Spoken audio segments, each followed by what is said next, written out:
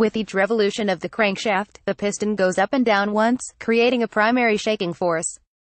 We can put counterweights on the crankshaft, leaving the side opposite to the crank pan heavier. When the piston is at top dead center, it has been decelerating, pulling on the connecting rod, and the counterweight is exerting a force in the opposite direction. But what happens when the piston is at half stroke?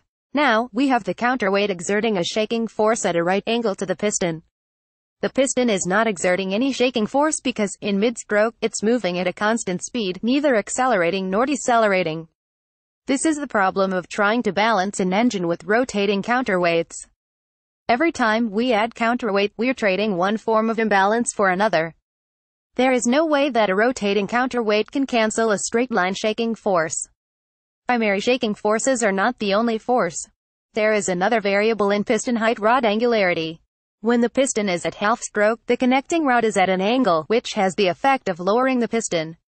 There are 4 changes in connecting rod angularity per revolution. That angularity is called a secondary shaking force.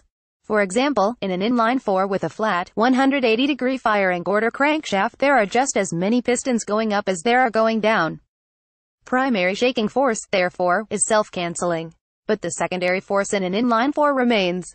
When manufacturers began to make bigger and bigger inline-4s, they got to a point where the secondary buzz was so annoying that they began to include a secondary balancer. Kevin Cameron has been writing about motorcycles for nearly 50 years, first for Cycle magazine and, since 1992, for Cycle World.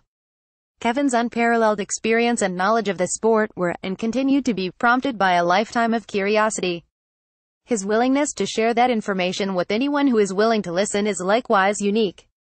Kevin's greatest strength lies in his ability to present complex subjects in simple terms, with clarity and, often, humor.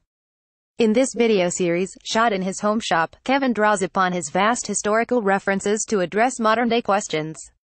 As Kevin has written, emotions bring us to engineering, but engineering then becomes a special way of confronting reality.